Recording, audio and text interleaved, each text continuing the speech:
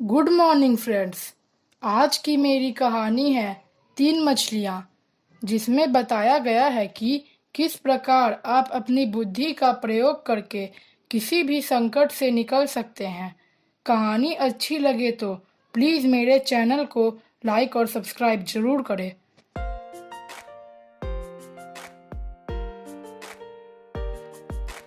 एक नदी के किनारे उसी नदी से जुड़ा एक बड़ा जलाशय था। जलाशय में पानी गहरा होता है, इसलिए उसमें काई तथा मछलियों का प्रिय भोजन जलीय सूक्ष्म पौधे उगते हैं। ऐसे स्थान मछलियों को बहुत रास आते हैं। उस जलाशय में भी नदी से बहुत सी मछलियां आकर रहती थी। अंडे देने के लिए तो सभी मछलियां उसी जलाशय में आ जाती थी। वह जलाशय लंबी घास व झाड़ियों द्वारा घिरा होने के कारण आसानी से नजर नहीं आता था। उसी में तीन मछलियों का झुंड रहता था, जिनके नाम नली, लिली और मून थे। उन तीनों के विचार एक दूसरे से मेल नहीं खाते थे। नली संकट आने के लक्षण मिलते ही संकट टालने का उपाय करने में विश्वास रखती थी। लिली कहती थी कि संकट आने पर ही उससे बचने का प्रयत्न करना चाहिए, और मून का सोचना था कि संकट को टालने या उससे बचने की बात बेकार है। करने कराने से कुछ नहीं होता। जो किस्मत में लिखा है वह होकर रहेगा। एक दिन शाम को कुछ मछुआरे नदी में मछलियां पकड़ कर घर जा रहे थे। बहुत कम मछलियां उनके जाल में फंसी थी, अतः उनके चेहरे उदास थे। तभी उन्हें झाड़ियों के ऊपर मछलीखोर पंछियों का झुंड जाता दिखाई दिया। सबकी चोंच में मछलियां दबी थी। वे चौंके। एक ने अनुमान लगाया, दोस्तों, लगता है झाड़ियों के पीछे नदी से जलाशय है, जहां इतनी सारी मछलियां पल रही है। मछुआरे खुश होकर झाड़ियों में से होकर जलाशय के तट पर आ निकले और ललचाए नजरों से मछलियों को देखने लगे। एक मछुआरा बोला, आहा, इस जलाशय में तो मछलियां भरी पड़ी है। आज तक हमें इसका पता ही नहीं लगा। यहाँ हमें ढेर सारी मछलियाँ मिलेगी। दूसरा बोला, हाँ सच में। तीसरे ने कहा, आज तो शाम घिरने वाली है, कल सुबह ही आकर यहाँ जाल डाल देंगे। इस प्रकार मछुआरे दूसरे दिन का कार्यक्रम तय करके चले गए। तीनों मछलियों ने मछुआरों की बात सुन ली थी। नली मछली ने कहा, साथियों, तुमने मछुआरे की बात सुन ली। अब हमारा यहाँ रहना खतरे से खाली नहीं है। खतरे की सूचना हमें मिल गई है। समय रहते अपनी जान बचाने का उपाय करना चाहिए। मैं तो अभी से ही इस विपत्ति से निकलने का कुछ उपाय सोचती हूँ। लिली मछली बोली, तुम्हें जो उपाय करना है तुम जाओ करो। अभी खतरा आया कहाँ है जो इतना घबराने की जरूरत है।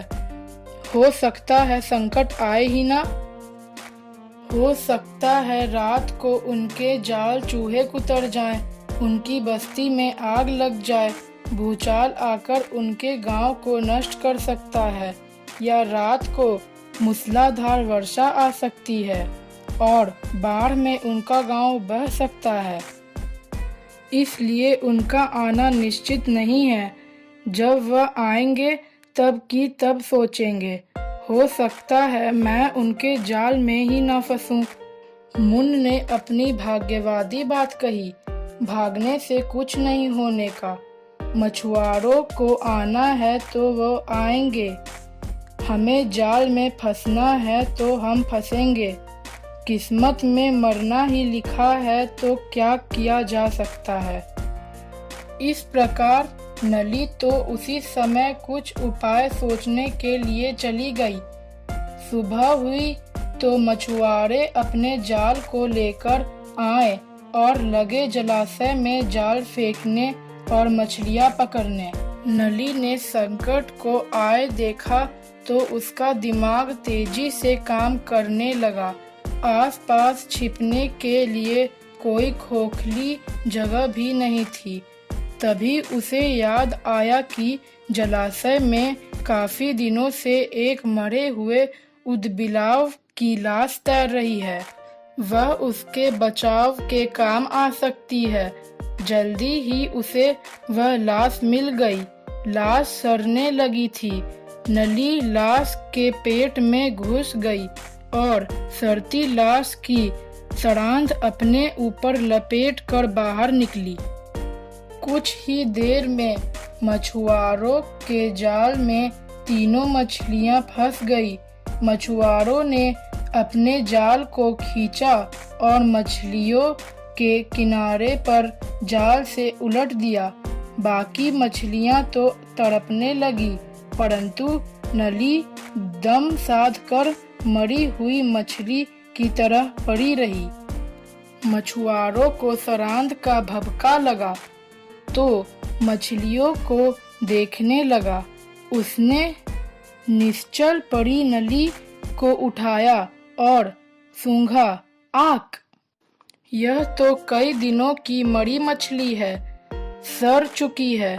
ऐसे बड़बड़ाकर बुरा सा मुंह बनाकर उस मछुआरे ने नली को जलाशय में फेंक दिया। नली अपनी बुद्धि का प्रयोग कर संकट से बच निकलने में सफल हो गई थी। पानी में गिरते ही उसने गोता लगाया और सुरक्षित गहराई में पहुंचकर जान की खैर मनाई। लिली और मुन दोनों मछलियां मछुआरों के जाल में फंस गई थी। भाग्य के भरोसे बैठे रहने वाली मुन ने उसी टोकरी में अन्य मछलियों की तरह तड़प कर प्राण त्याग दिए। सीख: भाग्य भी उन्हीं का साथ देता है जो कर्म में विश्वास रखते हैं और कर्म को प्रधान मानते हैं। भाग्य के भरोसे हाथ पर हाथ रखकर बैठे रहने वाले का विनाश निश्चित है।